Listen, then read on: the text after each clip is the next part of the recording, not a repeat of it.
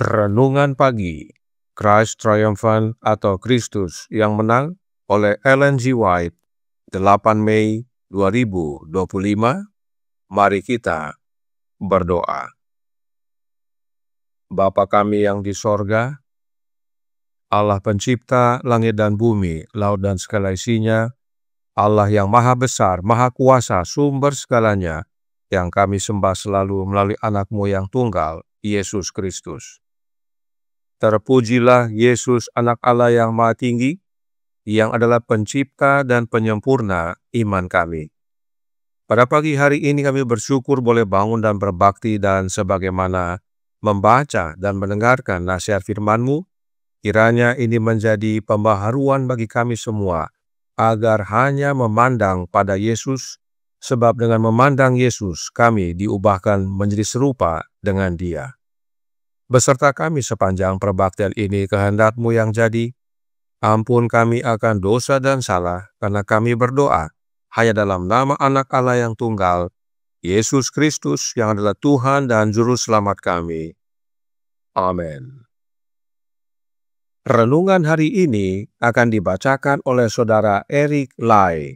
Kepada Saudara Eric, kami persilahkan. Selamat pagi.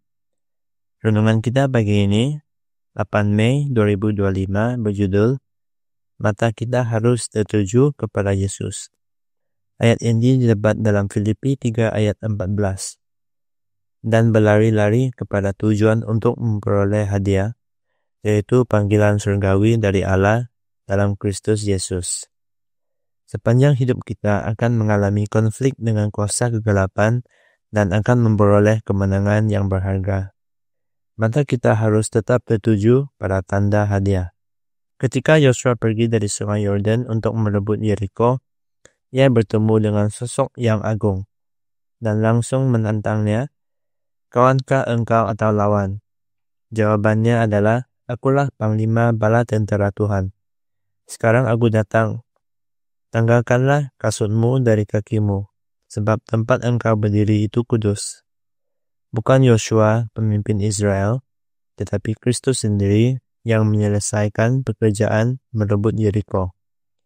Itulah pelajaran yang terus-menerus diberikan kepada anak-anak Israel. Dengan mengarahkan perhatian mereka kepada Allah di sorga, Kristus mengajar mereka untuk tidak mengambil kemuliaan bagi diri mereka sendiri. Janganlah kita menghargai peninggian diri sendiri. Ketika kita mulai berpikir bahwa kita adalah sesuatu, marilah kita ingat bahwa kita tidak memiliki apapun yang berbeda dari atau lebih baik daripada manusia fana lainnya, kecuali apa yang telah diberikan Allah kepada kita. Bila dibutuhkan, ingatlah hubungan kita dengan anak-anak Israel. Sejarah mereka jelas ditelusuri melalui pena inspirasi. Kita tidak boleh meniru contoh mereka yang suka menggerutu dan mengeluh. Allah tidak menaruh kata-kata kutukan pada bibir Musa. Dalam hal ini, mereka terpisah dan berbeda dari bangsa-bangsa lain. Dalam menerima agama Yesus Kristus, banyak orang tampaknya berpikir bahwa mereka sedang mengambil langkah ke bawah. Mereka perlu melepaskan harga diri dan kebenaran diri mereka dan merendahkan diri di hadapan Allah. Namun, mereka yang menempatkan diri mereka dalam hubungan dengan Allah yang hidup sebagai putra dan putrinya sedang mengambil langkah ke atas. Kita harus berbicara tentang surga dan hal-hal surgawi, menjaga diri kita dalam posisi memohon kepada Allah. Tidaklah aman bagi kita untuk merasa bahwa kita berada di tempat yang tidak memungkinkan kaki kita terpeleset. Tetapi kita harus merasa bahwa tanah tempat kita berdiri itu suci. Bersihkan baik jiwa dari kekotorannya, agar Kristus dapat masuk dan berkuasa. Dengan memandang Yesus Kristus, kita akan bertumbuh ke dalam keserupaan dengannya. Semakin dekat kita terhubung dengannya, semakin jelas kita akan melihat ketidaksempurnaan kita. Untuk mengetahui kuasa dan kekuatan kesalehan sejati, kita harus bersembunyi di dalam Yesus, mempersembahkan diri kita kepadanya tanpa syarat. Persembahkan sepenuhnya kekuatanmu, pikiranmu, semua kemampuanmu kepada Allah. Dimanapun Dia menempatkanmu, betapapun rendahnya posisimu, bekerjalah dengan setia. Manuskrip 36, 1885. Sekian, terima kasih. Tuhan Yesus memberkati. Terima kasih atas penata layanan Saudara Erik.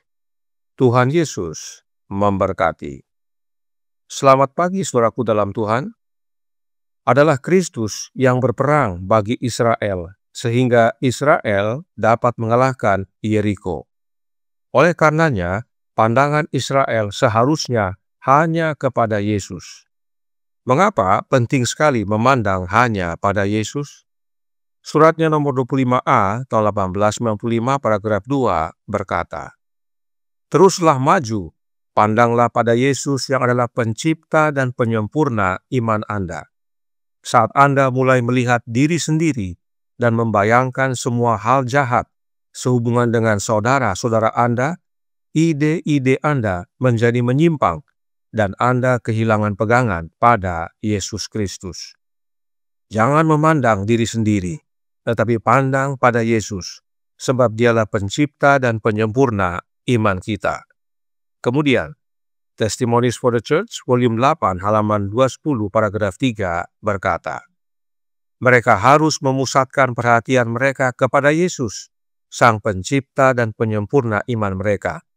Dialah sumber segala terang, sumber segala berkat." Yesus tidak hanya pencipta dan penyempurna iman kita, tetapi sumber terang, sebab Yesuslah terang dunia, dan sumber segala berkat, sebab segala sesuatu yang dari Bapa kita terima hanya melalui Yesus Kristus, Anak Allah. Demikian juga renungan hari ini berkata dalam Christ Triumphant, halaman 135 paragraf 6. Dengan memandang Yesus Kristus, kita akan bertumbuh ke dalam keserupaan dengannya. Semakin dekat kita terhubung dengannya, semakin jelas kita akan melihat ketidaksempurnaan kita. Jadi, saat kita memandang pada Yesus, kita tidak hanya menerima iman, tidak hanya terima terang dan berkat, tetapi terlebih lagi menjadi serupa dengan Yesus. Serupa dalam hal apa? Suratnya nomor 84, 1899, paragraf 4, berkata, "Dengan melihat karakter Kristus, Anda akan berubah menjadi serupa dengannya. Hanya kasih karunia Kristus yang dapat mengubah hati Anda, dan kemudian Anda akan mencerminkan gambar Tuhan Yesus." Keserupaan yang dimaksud adalah keserupaan dalam karakter, sebab itulah gambar Tuhan Yesus. Dan itu adalah pekerjaan kasih karunia Kristus di dalam hati kita. Apakah kasih karunia Kristus tersebut? Testimonies for the Church, volume 5, halaman 559, paragraf 3, berkata, kasih karunia Kristus yang mengubah harus dirasakan dalam setiap pertemuan. Maka pengaruh Roh Kristus pada hati mereka yang hadir akan membentuk pekerjaan mereka dengan benar. Kasih karunia Kristus sama dengan Rohnya Kristus. Jadi, perlu bagi kita untuk menerima Rohnya Kristus agar kita diubahkan menjadi serupa dengan Yesus. Karenanya Roh Nubuat berkata dalam suratnya nomor 25A tahun 1895 paragraf 2. Saat memandang pada Yesus, menerima perintah dari Yesus, Anda akan sepenuhnya dipenuhi dengan Roh-Nya. Sungguh amat penting untuk memandang pada Yesus. Saat kita memandang pada Yesus, kita diubahkan menjadi serupa dengan Dia. Sebab saat memandang pada Yesus, kita dipenuhi oleh Roh-Nya, dan oleh Roh-Nya Yesus, yang adalah kasih karunia Kristus bagi kita, maka hati kita diubahkan, sehingga kita bertumbuh semakin serupa dengan Yesus dalam karakter. Tidak heran, renungan hari ini berkata dalam Christ Triumphant, halaman 135, paragraf 6. Tidaklah aman bagi kita untuk merasa bahwa kita berada di tempat yang tidak memungkinkan kaki kita terpleset. Tetapi kita harus merasa bahwa tanah tempat kita berdiri itu suci. Bersihkan bait jiwa dari kekotorannya, agar Kristus dapat masuk dan berkuasa. Pertanyaannya adalah, bagaimana caranya untuk membersihkan bait jiwa kita?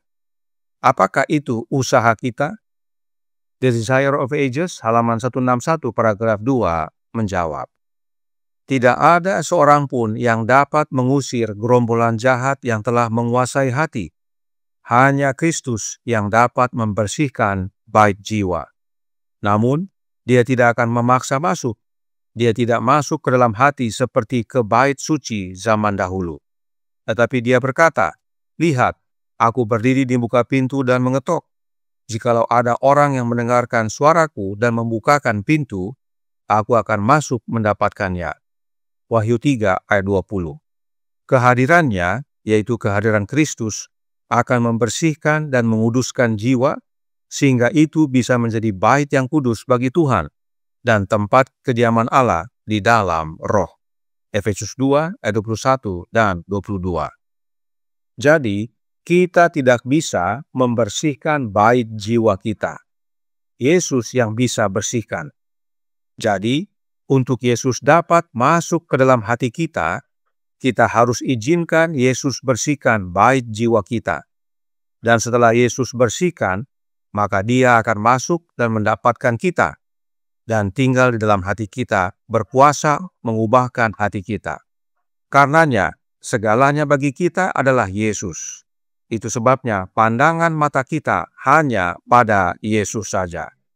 Kiranya ini menjadi pembaharuan dan sukacita bagi kesemua. Pandang pada Yesus dan lihat wajah-Nya, maka kita akan dipenuhi oleh Roh-Nya yang mengubahkan hati kita, dan kita pun bertumbuh setiap hari menjadi serupa dengan Yesus, serupa dalam karakter. Dan itulah jaminan untuk mewarisi kerajaan sorga.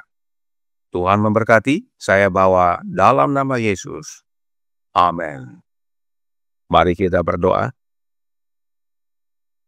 Bapa kami yang di sorga, Allah pencipta langit dan bumi, laut dan segala isinya, Allah yang maha besar, maha kuasa, sumber segalanya, yang kami sembah selalu melalui anak-Mu yang tunggal, Yesus Kristus.